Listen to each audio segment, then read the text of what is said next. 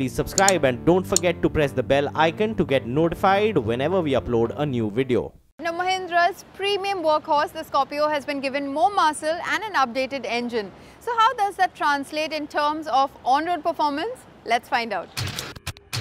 The Scorpio has been around for over a decade now, but it still happens to be one of the top grossers for Mahindra. In fact, it has worked so well that the second generation model did not drift too far away from the design of the original. But it's been 3 years since that model came out, so now it's time for Mahindra to give it some cosmetic touch-ups and mechanical upgrades. And they have done just that. Let's take a look at what has changed on the outside.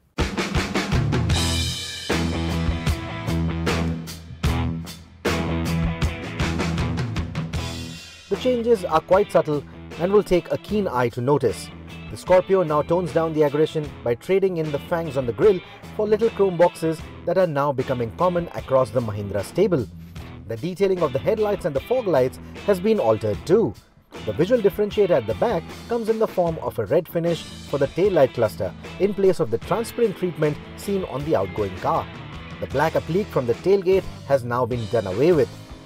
Look closer and you'll also spot the new S11 badge on the boot lid, which is now the new range-topping trim for the Scorpio. The cabin has subtle changes too. There is a new color for the upholstery, and in my opinion, its dark colors should work well in our dusty conditions.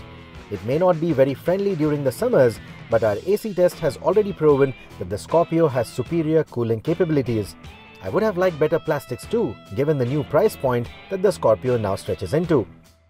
There's also a new slit in the console to store away your cell phone, keeping them close to the aux and USB ports, which by the way are still quite difficult to reach. Even the angled cup holders at the back remain unchanged. What also remains unchanged is the spaciousness of the cabin and its airy feel. Here's a quick look at the key features of the Scorpio, though we would have liked to see a little bit more, like better ergonomics for the switchgear, smartphone connectivity, etc.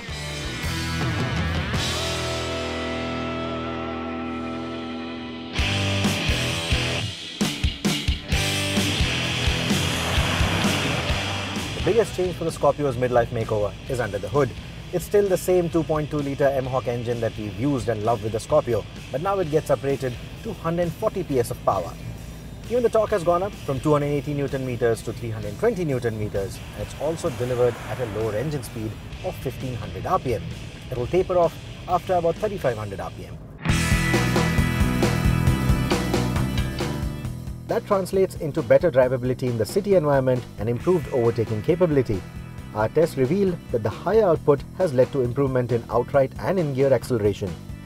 Since the engine now needs relatively lesser effort, it manages to return marginally better fuel economy too. In its M-Hawk 140 guise, the engine comes mated to a 6-speed manual transmission. Though new to the Indian market, this gearbox has been on offer on the Scorpio in some of its export variants.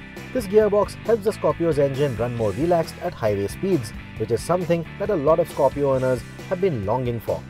The 6-speed box also gets a new self-adjusting clutch, which prevents the clutch from feeling too heavy with age.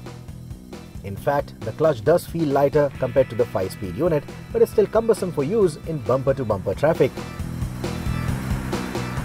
When I last reviewed the second generation Scorpio, I was happy that they had fixed one little niggle with the gearbox, and that was the slotting of the reverse gear.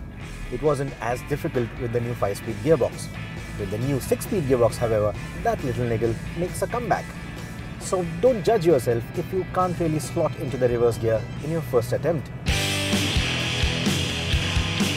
Mahindra has also tweaked the suspension to retain the Scorpio's comfortable and much-loved ride quality even with the new mechanicals. That also means that there is a fair bit of pitch and roll, especially when travelling with a light load.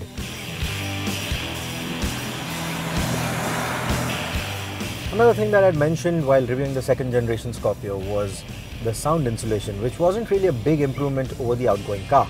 With the midlife makeover, however, they have worked on the sound insulation, at least as far as curbing the engine and the suspension noises are concerned. But past the 100 km/h mark, you still have a lot of noise over the A-pillar and those large ORVMs.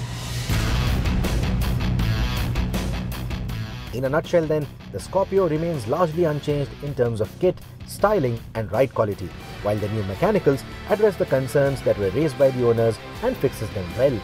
Let's sum it up then. The uprated output of the Scorpio's engine is very similar to that of the XUV 500.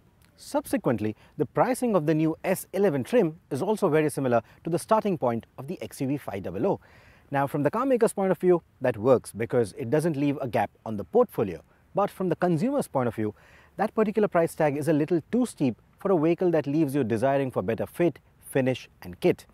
Now, the other way to look at it is that in a sea of crossovers and SUVs that are trying their level best to be as premium as possible, the Scorpio still sort of focuses on robustness and simplicity, the kind of attributes that give it its cult following. So it's now up to you to decide which of these perspectives works for you.